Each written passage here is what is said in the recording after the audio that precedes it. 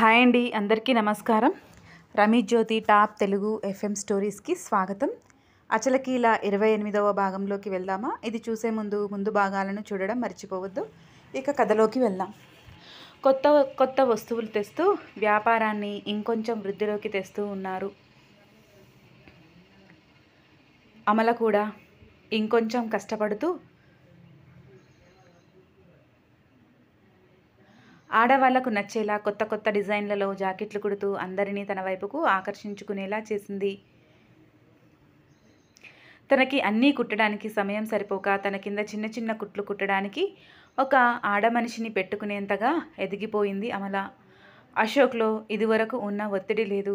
ఉదయం సాయంత్రం షాప్ చూసుకోవడం, పగటిపూట షాప్లోకి ఏదైనా కావాలంటే టౌన్కి వెళ్ళి తీసుకురావడం, ఇంకా చాలా సమయం మిగులుతుండడంతో ఊరిలోని స్నేహితులతో గడపడం చాలా సరదాగా గడిచిపోతూ ఉంది. కానీ సరుకులు తీసుకురావడానికి మాత్రం కొద్దిగా ఇబ్బంది పడేవాడు. ఆ పల్లె వెలుగు బస్సులో రావడం కష్టంగా ఉండేది. భర్త కష్టాన్ని గమనించింది అమల. చిన్నగా డబ్బులు కూడబెట్టి 3 నెలల్లోనే అశోక్ కోసం బండిని తీసుకున్నారు. అశోక్లో మార్పు మొదలైంది. అమలపై ఇష్టం పెరుగుతూ వచ్చింది. అలా అమల చెప్పిందల్లా వినేవాడు. కానీ అమల మాత్రం భర్తకు గౌరవం ఇస్తూ తమ సంసారం ఎదగడానికి కృషి చేసింది తప్పితే ఏనాడు గర్వం చూపించలేదు. 2 నెలలకు ఒకసారి అశోక్, అమల ఇద్దరూ వెళ్ళి పిల్లల్ని చూసి వారితో 2 రోజులు గడిపి రావడం చేస్తుండేవాళ్ళు. బాలయ్య ఇంట్లో ల్యాండ్ ఫోన్ పెట్టించాడు. అప్పుడప్పుడే చిన్న ఫోన్లు వాడుకలోకి వస్తుండడంతో అశోక్ కూడా ఒక ఫోన్ తీసుకున్నాడు.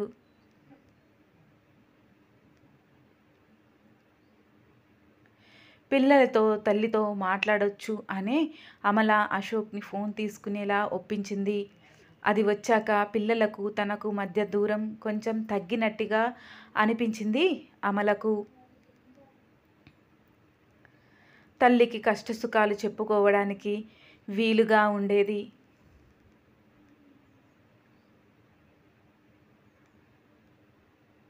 కాలం ఎప్పుడూ ఒకేలా ఉండదు అనేది నిజం.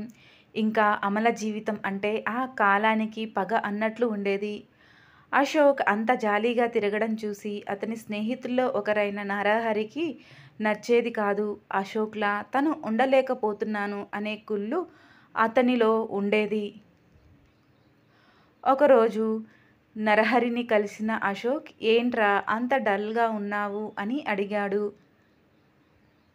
అందరికీ నీలాంటి తెలివైన పెళ్ళాం ఉండదుగా, ఏవో కష్టాలు అన్నాడు నరహరి. ఏంట్రా అలా అంటున్నావు? అమల ఒక్కితే కాదు, ఇద్దరం కష్టపడుతున్నాం అని చెప్పాడు అశోక్. అందరికీ తెలుసులేరా, ఊరంతా అనుకుంటున్నారు. అమల తన తెలివితో నిన్ను కష్టాల నుండి గట్టెక్కించింది. నువ్వు హాయిగా బలాదూర్ తిరుగుతున్నావు అని ప్రతి ఒక్కరికి తెలుసు అన్నాడు నరహరి. ఆ మాటతో అసలే అహంకారి అయిన అశోక్ అహం దెబ్బతింది. అంటే పెళ్ళాం తెలివితో కష్టపడుతుంటే నేను జల్సాలు చేస్తున్నానని అనుకుంటున్నారా? నా కష్టానికి ఫలితం అనేది లేకుండా మొత్తం అదే చేస్తున్నట్లు చాటింపు వేసుకుంటుందా అమల అని రగిలిపోయాడు అశోక్. పెళ్ళాం చాటు చవట అని అందరూ తనని చూసి నవ్వుతున్నట్లుగా ఊహించుకుని కోపంతో అక్కడి నుండి ఇంటికి వెళ్ళాడు. భర్తలో మార్పు గమనించిన అమల ఏమైందని అడిగింది. అసలే నువ్వు చాలా కష్టపడి సంసారం నెట్టుకొస్తున్నావు, కానివ్వు, నాతో నీకెందుకు అని ఇంట్లోకి వెళ్ళి కూర్చున్నాడు అశోక్. సర్ది చెప్పడానికి వెనకే రాబోయింది అమల. షాప్లోకి రావడంతో వెనక్కి వెళ్ళింది.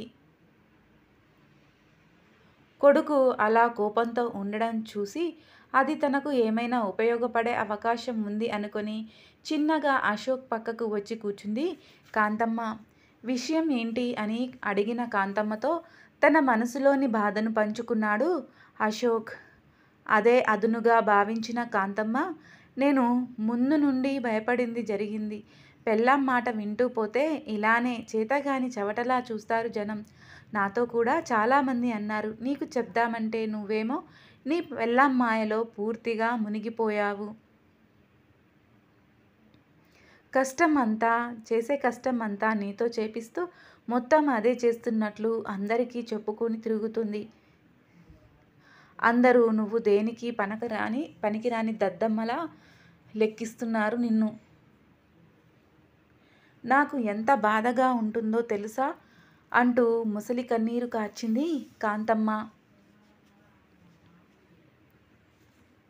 నేను గమనించలేదమ్మా. జరగాల్సింది అంతా జరిగిపోయింది. అమలను గుడ్డిగా నమ్మాను. డబ్బులు వస్తున్నాయి అనుకున్నాను. కానీ పెళ్ళాంచాటు మొగుడిగా మారుతున్నా అనుకోలేదు. ఇప్పుడు ఈ పేరు పోవాలంటే నేను ఏం చేయాలి అని తల్లిని అడిగాడు. నీ సొంతంగా ఏదైనా ఆలోచించు అని సలహా ఇచ్చింది కాంతమ్మ. బయటకు వెళ్ళాడు అశోక్. రాత్రి అవుతూ ఉంది. ఇంట్లో పనులు ఎక్కడివి అక్కడ ఉన్నాయి. అశోక్ షాప్లోకి వస్తే ఇంట్లో పనులు చేద్దామని ఎదురు చూస్తూ ఉంది అమల. ఆలస్యం అవుతూ ఉంది. పోనీ షాప్ కట్టేద్దామంటే ఆ సమయంలోనే గిరాకీ ఎక్కువగా వస్తుంది రోజు. అలా చాలా సమయం గడిచిపోయింది. 9 గంటలు దాటాక షాప్ మూసి ఇంట్లో పని మొదలుపెట్టింది అమల. ఇంటికి వచ్చిన అశోక్కి తల్లిదండ్రులు బయట కూర్చుని కనిపించారు. తిన్నారా అమ్మా అని అడిగాడు అశోక్ కాంతమ్మని. నీ పెళ్ళానికి ఎక్కడ తీరింది వండడానికి? ఇప్పుడు వండుతుంది. అది వండేదెప్పుడో మేము తినేదెప్పుడో. అసలే వయసు మళ్ళిన వాళ్ళం. ఇంతసేపు తినకుండా ఉండాలంటే ఆరోగ్యం సహకరించొద్దు అంటూ అమలపై చాడీలు మొదలుపెట్టింది కాంతమ్మ. కోపంతో లోపలికి వెళ్ళాడు అశోక్. అమల అని గట్టిగా పిలిచాడు. వంటింట్లోని అమల ఆ పిలుపుతో పరిగెత్తుకు వచ్చింది. ఏం చేస్తున్నావు అని అడిగాడు అశోక్ అమలని. వంట అని చెప్పింది అమల. ఇంతసేపు ఏం వెలగబెట్టావు? వాళ్ళకి టైంకి వండి పెట్టాలని తెలియదా అన్నాడు అశోక్. షాప్లో హడావిడిగా ఉండి అని అమల మాట్లాడుతుండగానే, ఉందిలే నీకు బోడి షాప్. ఏ ఒక్క పూట నేను లేకపోతే చూసుకోలేవా? మళ్ళీ పైగా అన్నీ నువ్వే చేస్తున్నట్లు ప్రచారం ఒకటి. కాసేపు షాప్ మూసి వండుకోవాలని తెలియదు. నువ్వు కాబట్టి కష్టపడుతున్నావని అందరూ అనుకోవాలి అనే కదా అంటూ నానా మాటలు అన్నాడు అశోక్. బయటికి వెళ్ళింది అతను. కోపం తెచ్చుకోవాల్సింది అమల. కానీ అమలకు ఆ అవకాశం ఇవ్వకుండా అతనే అన్నీ అంటుండడంతో అమల నిశ్శబ్దంగా ఉండిపోయింది. లోపల బాధగా ఉన్న కంట కన్నీరు రానివ్వకుండా ఇంకోసారి ఇలా జరగదు అని భర్తకు క్షమాపణలు చెప్పుకుంది అమల. ఇదంతా చూస్తున్న కాంతమ్మ కళ్ళు చల్లబడ్డాయి. ఆ రోజు నుండి అమలకు సహకరించడం తగ్గించాడు అశోక్. అప్పుడప్పుడు అమలనే టౌన్కి వెళ్ళి సరుకులు తెచ్చుకోవడం మొదలుపెట్టింది. ఉదయం త్వరగా లేచి పనులు చక్కబెట్టుకోవడం, తర్వాత షాప్ తీయడం, జనం తక్కువగా వచ్చే సమయం చూసి ఇంట్లో పనులు చేసుకోవడం చేసేది. అవన్నీ చాలా కష్టంగా అనిపించినా భూదేవికి ఉన్న సహనం అమల సొంతం కావడంతో అన్ని పనులు చాలా ఓపికతో చేసుకుంది. కానీ భర్తను మాత్రం నిలదీయలేదు అమల. తను ఏం చేయాలో అర్థం కాక ఆలోచిస్తున్న అశోక్కి నరహరి ఒకరోజు సలహా ఇచ్చాడు. మన ఊరిలో బెల్ట్ షాపులు లేవు. మందు కోసం జనం పక్క ఊరికి వెళ్తున్నారు. నువ్వు వాళ్ళ దగ్గర నుండి తెచ్చి, ఎలాగో నీకు షాప్ ఉంది కాబట్టి షాప్లో పెట్టి అమ్మావనుకో, నీకు చాలా లాభం వస్తుంది. నీ భార్య కంటే ఎక్కువ నువ్వు సంపాదించొచ్చు అంటూ సలహా ఇచ్చాడు నరహరి. ఆ సలహా చాలా బాగా నచ్చింది అశోక్కి. మరుసటి రోజు నుండే ఆ ప్రయత్నాలు మొదలుపెట్టాడు.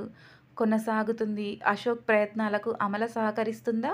ఏం జరుగుతుందో మరుసటి భాగంలో తెలుసుకుందాము. మీకు ఈ కథ నచ్చినట్లయితే లైక్ చేయండి, షేర్ చేయండి. మరిన్ని నా కథలను మిస్ కాకుండా ఉండడం కోసం వెంటనే నా ఛానల్ని సబ్స్క్రైబ్ చేసుకోండి.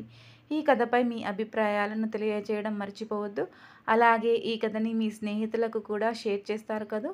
ఉంటాను. మరో భాగంతో మీ ముందుకు వస్తాను. మీ రమి జ్యోతి.